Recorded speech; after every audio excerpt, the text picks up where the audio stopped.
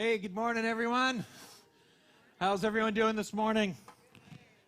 Tired, yeah. I was going to say congratulations. You remembered.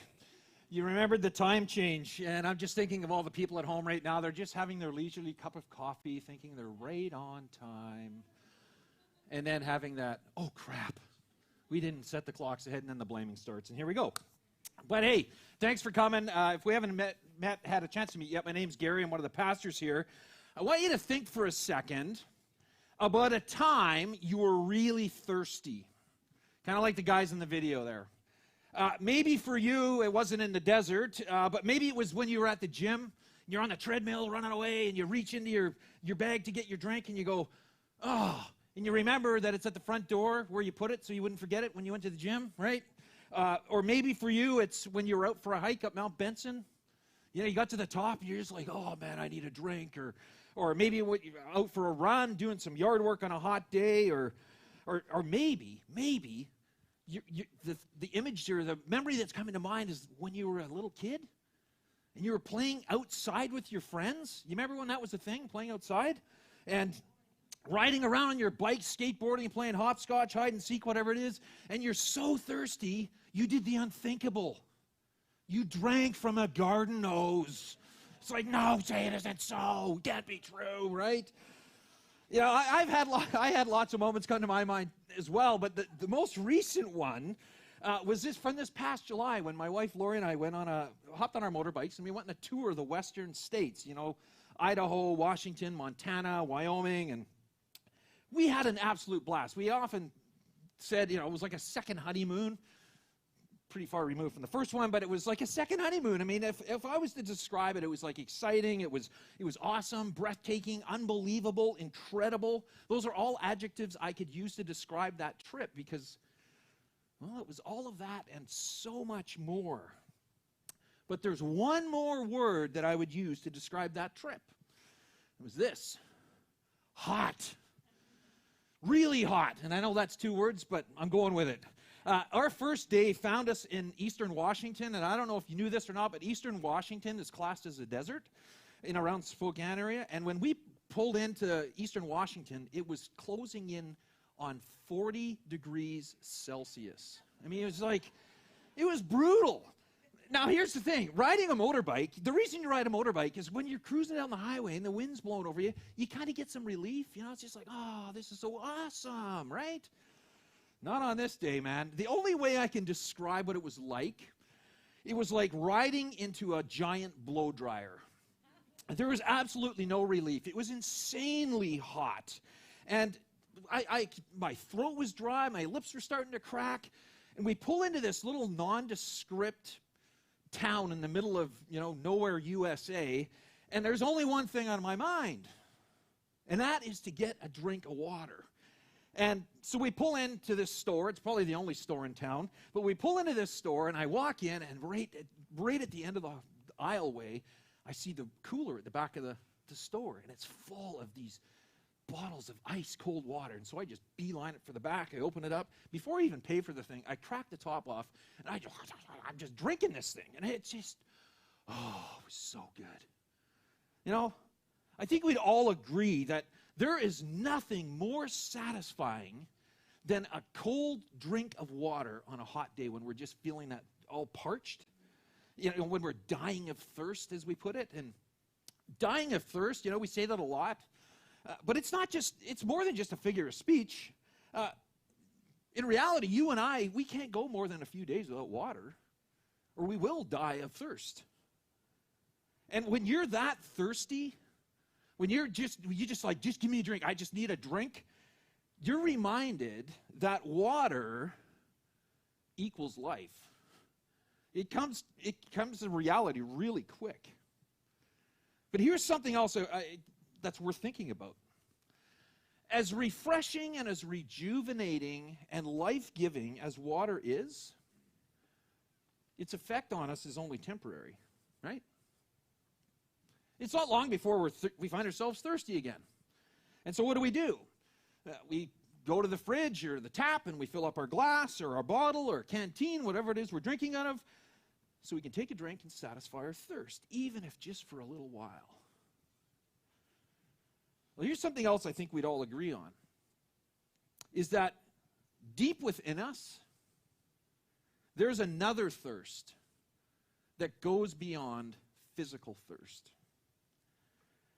It's a thirst of desire almost, a desire for life as it was meant to be. And we know it's out there somewhere, but we're still trying to figure it out and get a hold of it. French philosopher and mathematician, brilliant guy by the name of Blaise Pascal, referred to this thirst for a meaningful life as a deep abyss. This giant abyss that is yearning to be filled. And here's how he described it. Listen to this. He says, "What else does this craving and this helplessness proclaim but that there was once in man a true happiness, of which all that now remains is the empty print and trace. Then he tries in vain to fill it with everything around him, seeking in things that are not there, the help he cannot find in those that are, though none can help, since this infinite abyss can be filled only with an infinite and immutable object, God himself." It's hard to believe that that was written back in the 16th century, because it's as true today as it was back then. I mean, isn't it true that from the time we get out of bed in the morning to the time we go to bed at night, we are inundated with the idea that the deepest longings, that deep thirst that we're trying to satisfy, could be satisfied if only we could shed a few pounds and get into shape, tone up a little bit, afford that new car, pay off the house, or heck, even buy a house. That if we could just get that dream vacation, get the latest in fashion, the new shoes or bag or coat, or technology, the new phone, new computer, or meet that someone special. And so what do? We work hard. And we go out and we get in shape. We get the house. We get the car. We go on the trip. And we fill that hole, quench that thirst, but then what happens? We're thirsty again. That hole's all of a sudden empty again. And so we go out and we try and fill it again. And the cycle continues. If you wanted to sum up what Blaise Pascal was saying, you could put it this way. The reason all the stuff we use, we try to fill that craving, to satisfy that thirst, won't, is because we're trying, the abyss we're trying to fill is a God-shaped abyss. There's a story in the Bible. It kind of brings this to light.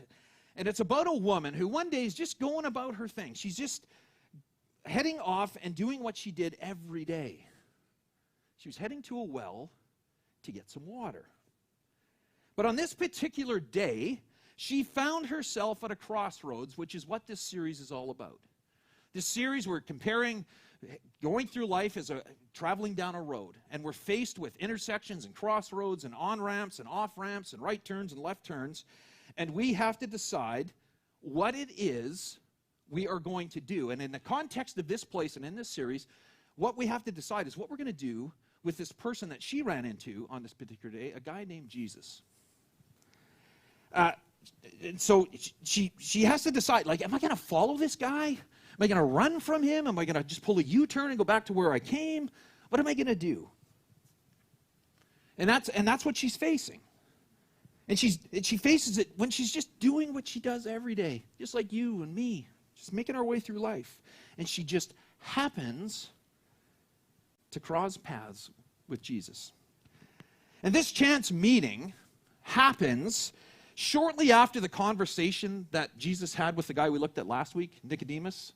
If you weren't here, you can catch up online, and I'd encourage you to do that. But he met with Jesus, or Nicodemus went and had a talk with Jesus, and a couple of days later, we don't know how long exactly, but it was shortly after that, all the religious leaders are getting up in arms because Jesus is getting really popular, and all the people are flocking to him, and it's threatening their way of life. Jesus hears about all this, and so this is what we read, he, referring to Jesus, left Judea, the area he was in, and returned to Galilee, which is where his hometown was. And then John, the close follower of Jesus who actually recorded this story for us, writes this. He says, he, Jesus, had to go through Samaria on the way. You know, it's interesting. If you look at a map, the shortest distance between Judea, where Jesus was at the time, and Galilee, the place he was headed to, it was through a region called Samaria.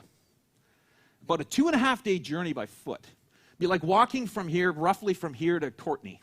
That kind of put that in your head. But because of the terrible prejudice that the Jews had toward the Samaritan people, they would journey almost twice the distance on a much hotter and much more difficult road just to avoid the possibility of running into a Samaritan. And so when we read that Jesus had to pass through Samaria, it kind of raises some questions, because it would have been breaking a whole bunch of social rules that they had back then. In fact, it would have been more accurate had John written this, and Jesus had to go around Samaria, because that's what they did. But he doesn't. Jesus has to go through Samaria, which raises, it's like, why? It's almost like he has a reason, a purpose to go there. Maybe to have a chance meeting with someone. Eventually he, Jesus, came to the Samaritan village of Sychar, near the field that Jacob gave to his son Joseph. And they're just making reference to where this place is. Jacob's well was there. Jesus, tired from the long walk, sat wearily beside the well about noon. So it's halfway through the day, heat of the day, it's full on. He's hot, he's tired. He's like, I'm just going to take a break. This is what happens. Soon a Samaritan woman came to draw water. And Jesus said to her, please, give me a drink. He was alone at the time because his disciples had gone into the village to buy food. You read that and you think, so? Big deal. He asked someone for a drink of water. We do that all the time. But if you were hearing this story a couple of thousand years ago and you were a Jew, and you heard the term Samaritan woman, if you weren't paying attention, much like I did all through school, kind of sit in the back and kind of just drift off, he would have had your attention. Samaritan woman? Hang on a second. That can't be good. Jesus, as a man, let alone a Jewish rabbi, I mean, for him to speak to a woman was one thing, but a Samaritan woman? Whew. That they would even meet, even much less talk. I mean, it would have been scandalous. It would have hit all the newspapers. Jesus pushes through all that cultural baggage and asks for a drink. Now, this woman was probably approaching that well, saw this man there, and was like, ooh, this isn't good. What am I going to do? And she probably slowed down a little bit, trying to give him a chance to kind of get up and get out of the scene if he wanted to. But he doesn't move. He just stays there. So she just keeps getting closer and closer. And she's probably expecting this man to get up and ridicule her, tell her to come back another time. Leave me alone. I'm resting. Can't you see I want to be alone? But instead, he looks at her and he says, can you get me a drink? I mean, even that was a cultural boundary, because not only were the Samaritans looked down upon, they were considered by the Jewish people to be unclean. And if you touched something a Samaritan touched, well, you would become unclean, which meant, in today's language, you wouldn't be allowed to go to church because you were dirty. I mean, we can't even begin to peel back all the layers of this cultural baggage. But despite all of that, Jesus asks her for a drink, which surprised not only those that would have been hearing this story or reading the story back then, but it surprised her too. Listen to this. Surprised, she said, why would a Jewish man ask a Samaritan woman for a drink of water? And Jesus, I love his response. And I can't help but hear it with a tone of compassion and love in his voice, saying, oh, if you only knew. If you only knew the gift God has for you and who you were speaking to, you would ask me, and I would give you living water. Now, right away, Jesus cuts to the chase. He talks about water, but he talks about this living water. Water that equals life. Water that would quench not her physical thirst, but that deep inner thirst of her soul. But by her response, it seems as though it was flyby, because she says, "But sir, you don't have a rope or a bucket. And this well is very deep. Where are you going to get this living water?" And sure, she thinks he's talking about this water that's going to fill her jars that she fills up every day, which is understandable. I would have thought the same thing. And Jesus knows that. And he desperately, desperately wants her to understand what he's talking about. And so gently, and again with compassion and love in his voice, he says, anyone who drinks this water, and I can't help but think he's pointing to the well. He's like, anyone that drinks the water out of here will soon become thirsty again. But those who drink the water I give will never be thirsty again. It becomes a fresh, bubbling spring within them that gives eternal life. Water that equals life. In other words, he's looking at her. He says, the water you're drinking is only going to satisfy you for a short time. But the water I give you will satisfy you for a lifetime, for eternity. Would you like some? Please, sir, she says, give me this water. Then I'll never be thirsty again, and I won't have to come back here to get water. And you would expect Jesus to say, okay, here it is, right? I would. But instead, Jesus, he locks eyes with her, and he says the weirdest thing. He says this to her, go and get your husband. Like, what does that have to do with anything we've been talking about so far? We're talking about water, now you're telling me to go get my husband? And I imagine she sat there and she weighed her options, all two of them. Cut and run, just get out of Dodge, or stay and answer the question. And I imagine there was a few of those awkward seconds. Maybe you've experienced that. You're standing around, somebody says something, and you're going, whoa, that was awkward, right? But after a few awkward seconds of silence, she chooses the latter and she says, I don't have a husband. Just like that, the words are out. Irretrievable. Can't get it back. And she wondered, what's going to happen now? Is all the kindness and gentleness that this man has afforded me going to suddenly cease now that the truth was out? And Jesus says, you're right. You don't have a husband. For you have had 5 husbands. And you aren't even married to the man you're living with now. You certainly spoke the truth. Again, Jesus blew away her expectations by coloring outside the lines of culture and society. He didn't shake his head in disappointment. He didn't get up with disgust on his face. He didn't criticize her and give her that, like, what mess have you made with your life now lecture. There's none of that. Why? Because Jesus already knew. These two people had never met before this point in time. Yet he knew everything there was to know about her. And despite her reputation and all that she had done or not done, he loved her. And he cared for her. And he had compassion for her. Just like he has compassion and love for you and cares for you. For God so loved the world. Jesus only wanted one thing from her. It was honesty. He wanted her to be honest about the emptiness that was in her life. And to be honest about how she was attempting to fill that hole, to quench that deeper thirst, which in her case was relationship with man after man after man after man. And so the question becomes for you and I, who or what is it for us that we're looking for to satisfy that deep thirst? What is it we're looking for, or who is it we're looking for to satisfy that deep thirst? Or as Pascal said, that infinite abyss.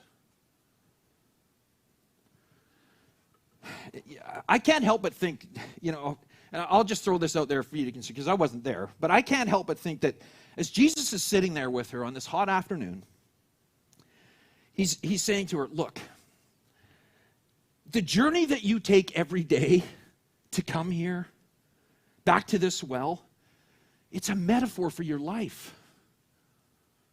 It's a metaphor for your life because you keep coming back here day after day after day after day.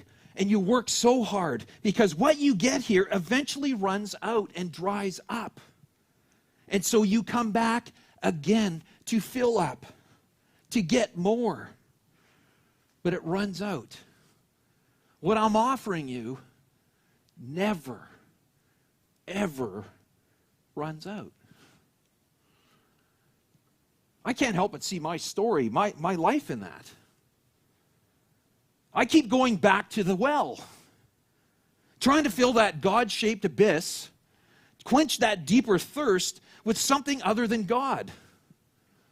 I think if we're all honest, we all do that to some degree. For us, for you, it's the next house. Bigger and better than the last one. 3-car garage instead of a 2-car garage. The next vacation, the next job, the next place that we'll live, the next raise, the next title, the next relationship. And much like the woman at the well on that afternoon, it never enters her mind, as it never enters ours, that we are looking for water in places where there is no water. It's all just a mirage. Coming up from the heat of the desert of our desire for life as it was meant to be. Now this woman, after all this, looks at Jesus. And after all they've talked about, she says, this is also confusing. Maybe you're sitting there thinking the same thing. It's like, dude, this is confusing. But then she says this. She says, but I do know this. I know that the anointed one is coming, the true Messiah. And when he comes, he will tell us everything we need to know. And it's right then and there that Jesus drops the proverbial hammer. He says, you don't have to wait any longer. The anointed one is here speaking with you. I'm the one you're looking for. In other words, you can stop searching. God has come to you. You can stop searching because that living water is me. This woman was now at a crossroads. What is she going to do? Does she believe that? Does she cut and run? What does she do? Which direction does she go now? After having this conversation with Jesus, what's she going to do? You know what she did? She ran. But she didn't run away in fear. She ran home.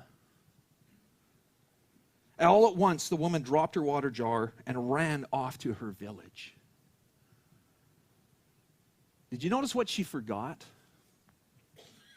She forgot her water jar.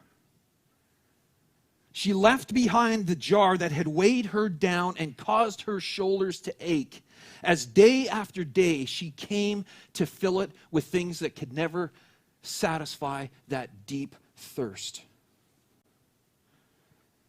And then she realized that God was right there in front of her. That God had actually come to her to speak with her. And that's why she grabbed the first person when she got back to her village and said, I just talked to a man who knows everything I ever did.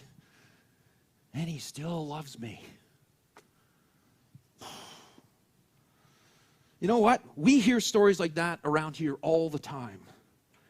Stories of people whose lives echo that of the woman at the well. Stories of people who got honest with themselves and about the reality that their souls were thirsty. Stories of people who went to the well and then found Jesus there waiting for them. And so maybe, just like Jesus had an appointment with this woman in a town called Sychar, in the region of Samaria, on a hot afternoon 2,000 years ago, maybe Jesus had an appointment with you today. On a cold day in Nanaimo, where we just lost an hour's sleep, and you thought it was a fluke that you got here. And now you're at a crossroads. Like the woman at the well, you kind of, it's like, what do I do with this?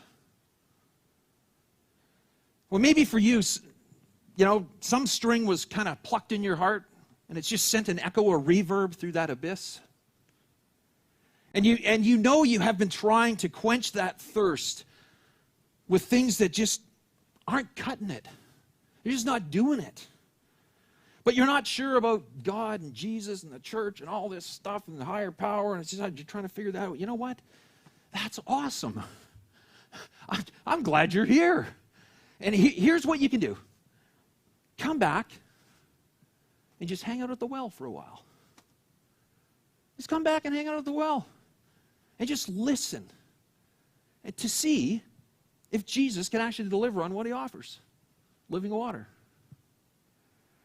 Or maybe you're here and you've been hanging around the well for a while and you've heard enough to go, yeah, I've seen enough, heard enough that Jesus can actually come through with his free gift of this living water. And the only thing left to do now is to decide whether to ask for it or not. And asking for it is very simple. You just, from your heart, just say something like this. Oh, God, I've been going to all the wrong places to try and satiate a thirst that I can't satisfy. I need you. I need your help. I've heard enough to believe in you. But you know what? I'm going to stumble and trip along the way, and I just ask that you'd be gentle with me, patient with me as I learn to follow you better. Give me this living water that satisfies forever, that quenches my soul. You pray a prayer like that, and he'll just pour it into you. It's going to close with these words that were said by Jesus. He actually shouted these words to this large crowd that had gathered. They had come together for a big festival. And Jesus said to them these words, "Let anyone who is thirsty come to me and drink. Whoever believes in me, as Scripture has said," kind of like the story we just read, "rivers of living water will flow from within them." Aren't those beautiful words? Really glad you're here with us on this journey, and I'd invite you to pray with me. God, it's so easy to get caught into the trip back to the well, searching for that thing that we think will finally quench that deep inner thirst. But often it doesn't, and yet we keep going back.